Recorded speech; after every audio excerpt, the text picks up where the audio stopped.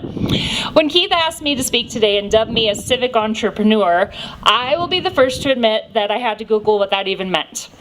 And thanks to Google and the many various definitions of a civic entrepreneur, it made for an interesting read. However, I fell upon this definition and I believe that it suits me quite well. The term civic entrepreneur combines two important American traditions: entrepreneurship, the spirit of enterprise, and civic virtue, the spirit of community. And I, with the three hats that I present to you today, now understand why I've been given this title. I am passionate, probably too passionate, about my spirit and love for my community, while also trying to make an economic impact that is meaningful. But before I get into the synergy between these three elements, I'm going to give you a little bit of a backstory on myself. I grew up a military brat. I moved 28 times before I turned 18 years old. When people asked me where I was from, I always shrugged and said, nowhere really. I used to think that your hometown was where you were born, and that's where your roots were planted. Well, I was born nearly 3 months premature in California because my mom rode a roller coaster. And I'm sure most of you just only heard I was born in California and are now tuning me out, but bear with me. So, 28 times before I turned 18. Looking back on my childhood and my formative years, I now realize I changed myself a lot to fit into wherever I moved, really for survival. My parents always raised us, my brother and I, to make the best of every situation, and we did that by molding ourselves into whatever was popular where we moved. 28 times before we turned 18. I had no roots to keep me true to myself and who I was. I just waited for us to move again to find out who I would be next. In a way, this was helpful because I was a quiet kid, a definite introvert in my younger years. Now I'm just an introverted extrovert, which I don't know if anybody knows what that means, but it means that you enjoy the social situation and the community of experiencing togetherness, but yeah, gotta get away from it every once in a while to recharge. That is me to a T. When we landed in Whitehall in the middle of my senior year, I was really over this way of living. I wanted my own self, my own path, my own roots. I met my now ex-husband the day after graduation. We dated 4 years. I went to college for marketing and journalism, and we married in 2004. In 2005, I had my kiddo. I now had a husband, a child, 2 dogs, and a house, and it even had a white picket fence. And I worked at the Ledger, was the chamber president, and I lived life. I really thought that I had established some roots. Also in late 2005, my marriage ended due to major unforeseen circumstances, and my roots were gone. They were pulled up, tossed in the trash. However, I had grown those roots without really knowing who I was or what I stood for. So I started over. I traveled often doing marketing for several medical and science associations, one of which I still do the marketing for, which is why I was in Orlando. And met the man of my dreams and thought my career path and the people that I worked with were really changing the world. And unfortunately, due to a boss that had different values than I did, I cut ties with that, which I thought was my dream career, changing one person's view of the world one meeting at a time in 2018, and went to work doing project management for an HVAC company in Bozeman. This job paid me more than I had ever had in my life. It was great benefits. My boss wanted me to go off and find new hobbies, find new things, and leave work at the door at 5 p.m. And it was great. And then in 2020, COVID hit. And it hit us all. And I worked for 6 months from my home, and I really got reacquainted with the important things in my life. By this time, my son was a sophomore. He has now since graduated.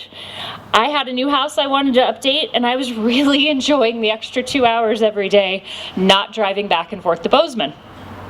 And I was taking walks around Whitehall and seeing.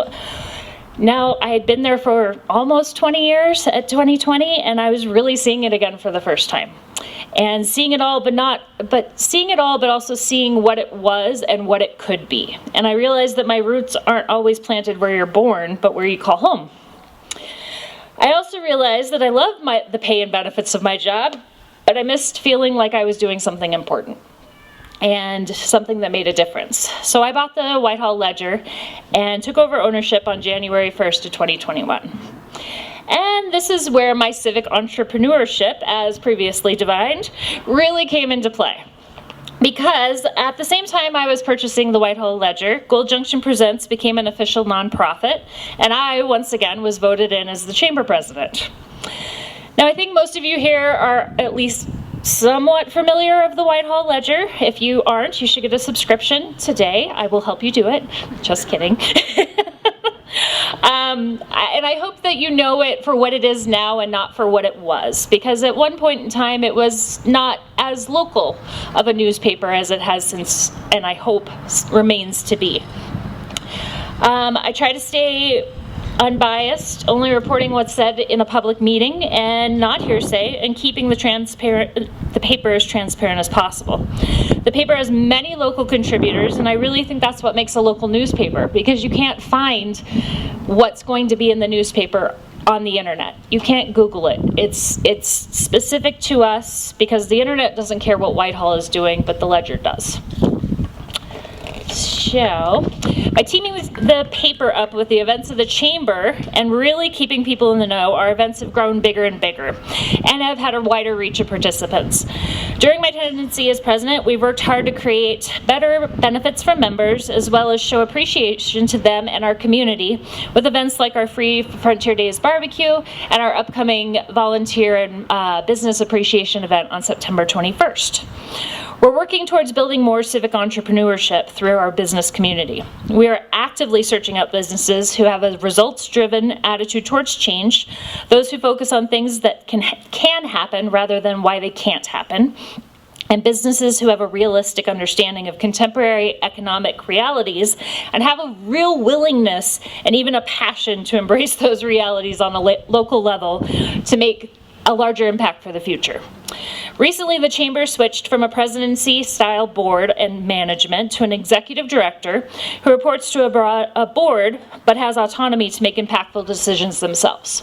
Basically, what we realized is we were sending our assistant to all of these educational classes, and she was coming back with this great information, and we were paying her to go to these things, and then we did nothing with the information.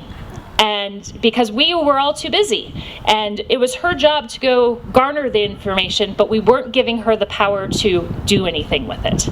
So we changed that. And we're really, really hoping that we can work on a new learning style, think for the better, and have a better management style utilizing this executive director. It's just a collaborative leadership style where we, rather than leading with formal authority, work more collaboratively. So I'm hoping this new change, we will be creating and enabling new leaders in the chamber. Each board member will now be tasked to focus on one or two major areas, such as membership, events, or benefits, instead of focusing on everything at once. And as with any organization, there will be a heavy focus on teamwork and encouraging collaborative growth. And the final piece of my civic entrepreneurship is something that some of you may not be aware about, which is Gold Junction Presents. Yes, this is the Whitehall-based nonprofit working to bring arts and cultural activities to the area, but since its conception 3 years ago, it's become a real catalyst for economic development and revitalization in Whitehall. Gold Junction was developed by Bill Pullman, yes, that Bill, and Colton Anderson, Ruth Ott, and myself. Gold Junction now consists of Colton and myself, Kiara Schober, who's in the audience, as well as Ron Young, with Bill serving as an ambassador. We saw such potential in the Star Theater, which is kind of a cultural center of the town, to hold events. We began thinking big, but starting small. Through a grant and money raised, we had a preliminary architectural report done, which conceived the Star Theater into something that is absolutely incredible. Now, I would love to hand you the PAR. It's about 600 pages, front and back, and it is quite a read, but it is really going to help us bring the Star Theater back to its original glory days while keeping a technological edge on what we're able to offer in that building. In total, it's a $2.9 million project. But that's not what we're going to focus on right now. Some of you may have heard about some of the things that Gold Junction is doing. The free movie series, working with the Whitehall Whimsical Wonders to create the Enchanted Forest Fair, Shakespeare in the Park, the classical music series, and all of this, plus community theater, Beats and Eats, Montana Shakespeare workshops for the kids in the theater, or for the elementary students, not just the theater kids, and the Screams Come True Haunted House. We're giving Whitehall and surrounding communities something to do. And in turn, it is creating a respectable economic impact with the support of the Whitehall Chamber and the coverage provided by the Whitehall Ledger, which is synergy in action. Our restaurants are busy during these events, our Airbnbs are booked, the gas stations are having an impact, and more. In 2022, Screams Come True was named Montana's #1 haunted house in the state by Travel Pulse magazine, which is a national publication. In 4 days, we brought 4,800 people into Whitehall through the haunt. Now, just to put that into perspective, I believe the census in 2022 was that we have 1,200 people in Whitehall. So we brought 4,800 people into town in the course of 2 days. But Screams Come True isn't just about my love of Halloween and the joy I get out of making grown men pee their pants. Yes, they do it. We've had 22 and I love it. But Screams is probably the largest theatrical event most people in the Whitehall community will ever be a part of. It's a massive production. We start from scratch every year. We build the sets, we build the costumes, we build the characters, we teach the kids and the adults how not to just jump scare people, because that's no fun when you just go around a corner or you get spooked because there's somebody there. You need to create a character. But Screams doesn't have to be the end-all be-all for theater in Whitehall. Gold Junction has big plans for the Star, like I previously said. But again, we are thinking big to start small. We are getting people to the theater to see it in a different light, rather than just a small town community movie theater where you can go really cheap and watch a great movie, but also a place to hear classical music and see live theater. We currently have a grant application into Barrick for $75,000, which would provide Gold Junction with a mobile professional stage. A stage that could show a community theater production one night and host a live concert out on the Main Street Green the next. With each event at the Star and the Main Street Green, we're hoping someone sees the steps we are taking, one at a time, to garner their support for bigger and better things, and making the Star the cultural hub of Whitehall. Step 1 is getting you to the event. Step 2 is sparking your interest on what the future holds. And Step 3 is making it a reality. We know this isn't an overnight project. Actually, honestly, it's probably 10, maybe 15, possibly even 20 years in the future.